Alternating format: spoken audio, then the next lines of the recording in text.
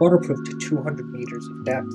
The Tudor BlackBay 58 is the perfect watch for the adventurous amongst us. Oh god, oh no, oh no. Oh god, I can't even keep this up for a couple of seconds. I'm so sorry, let's take this from the top. Alright, cool. Hi everyone, welcome to the Minute Marker. My name is Brandon Paul. This is a YouTube channel where I talk about watches, style, fashion, gear, all sorts of shit. Honestly, none of them are posted to the channel yet, so I'm gonna get on that. Someone actually asked me the other day in the comments if I'm still making content. Yes, I know I only have one video up on this channel. I have another channel where I talk about like personal stuff. I will link to that down in the description if you want to go check that out. But yes, I am still making new content. It just takes me a while. I'm dealing with a lot of health stuff. And you can hear more about that on my other channel. Anyway, the BlackBay 58. So this is a watch that is shrouded in a lot of hype. And for a while, it was also shrouded in mystery because fact of the matter was no one could get their hands on them. That has since changed. I've seen these in the case at my local AD. That said, never been a model with a bracelet, so those might still be difficult to get your hands on. But other than that, it's a watch that is really great. It's out there, it's available. But you know what? If you're in an area where you haven't been able to get your hands on one of these yet, see them in the metal, let me try and demystify this watch a little bit for you. All of the hype that's been around for this watch has had to do with the fact that it could be the perfect one watch for life for a lot of people. And that is entirely because it is in a lot of ways an homage to a old school Rolex Submariner. I personally love this watch and picked this watch up because I kind of bought into that hype that it would be perfect, and I called an AD, got it into the store, and stepped in just before they were closing up. So kind of split second decision, I decided to go ahead and pick it up. I mean, how could you not? It's beautiful.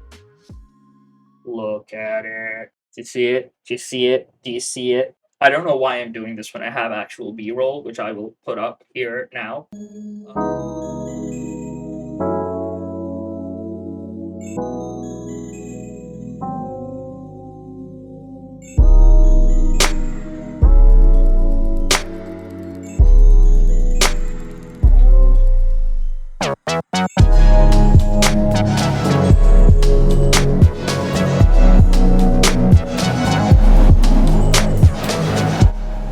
There was something about, as soon as I picked this watch up in the metal, I fell madly in love with it. One of my favorite parts about it are the amazing chamfered edges that you get on the edge of the lugs. They're a lot more significant than that which you get on the BlackBay 36. These play with the light a lot more, and it makes the watch feel a lot more sophisticated, especially when really that's one of the few things, in my opinion, that make it lean that way, when for the most part you look at it and it's really a slab-sided, hefty, chunky watch. The watch is 39 millimeters across, 11.9 millimeters thick, and it's around 47 millimeters lug to lug. The watch frankly wears really well on the wrist. It has an identity in and of itself. There's something about Tudor watches that I want to say are a lot more brutalist than their Rolex counterparts. There's something about them that's hefty. You don't feel bad about really getting them banged up, contrary to what I depicted in the intro. All right, now let's talk about the dial. What we have here is this matte black, wonderful dial with these rose gold gilt accents on the hour markers and on the printed text. And this extends out to the bezel, which has an aluminum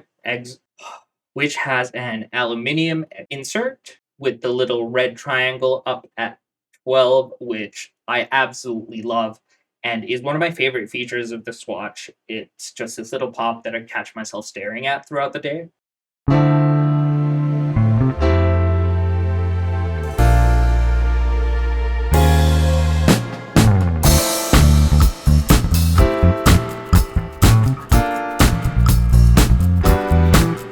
Above the central pinion, we have Tudor Geneva, and beneath that we have the water resistance rating, which is 660 feet or 300 meters, and then that it is a chronometer, which is officially certified. It's a lot of text beneath there, but it doesn't bother me too much.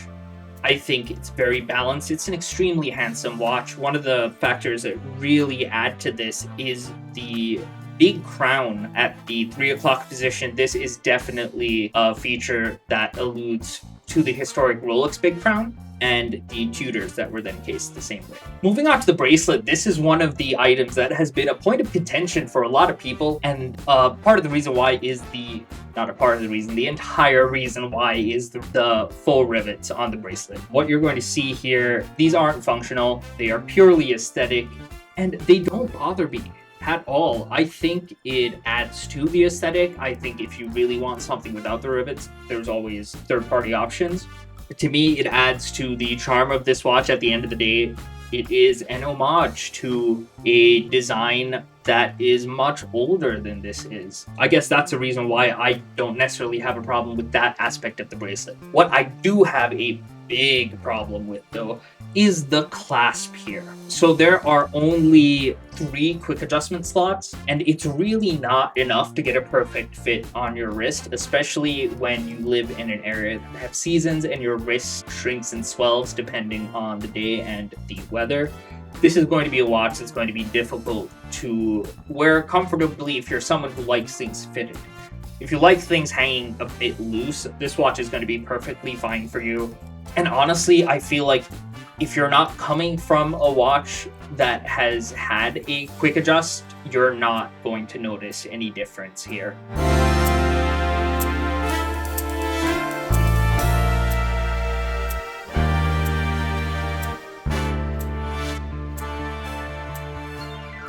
These hands are also rose gold gilt, just like the hour markers, and they are filled to the brim with lume. It's one of my favorite features of this watch.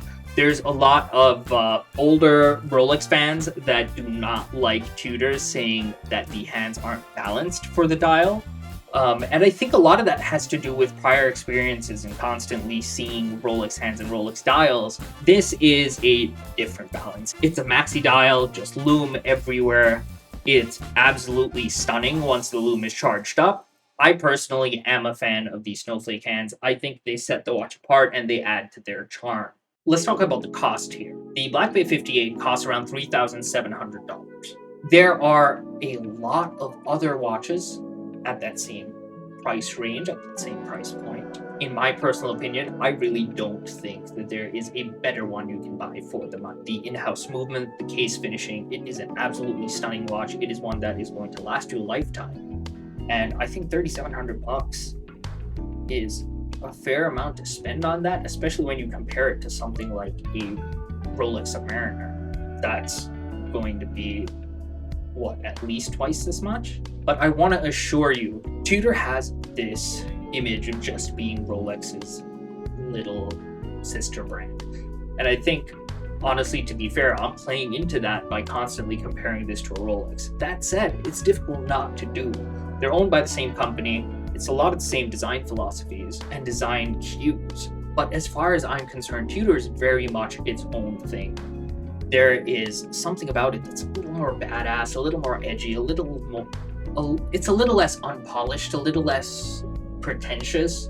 And I think that's what makes them attractive. That's what Rolex used to be. It was just a watch for a person that lasted a lifetime. It's pretty much become jewelry at this point. And I think Tudor has come in to pick up that slack and fill the position that Rolex used to have way back in the day.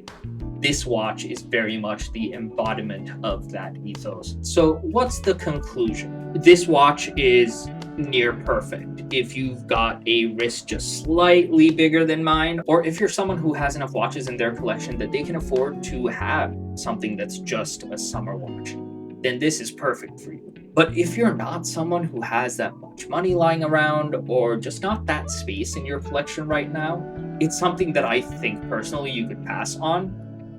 It's a great first watch. It absolutely is. It is the first luxury watch that I bought myself. That said, I just feel like for where I'm at in my life right now, it's not for me. And that's okay. That doesn't mean that it won't still be for you. It is a wonderful watch. It's almost perfect in every single way. And my advice to you would be go try this on in the metal, because it could make you a very happy person. Anyway, thank you so much for being here. My name is Brandon Paul. This was the Minute Marker. It was great to have you here. If you enjoyed this video, like, comment, subscribe, and hit the bell icon. It means more to me than you could ever know. And I will see you next time. Peace.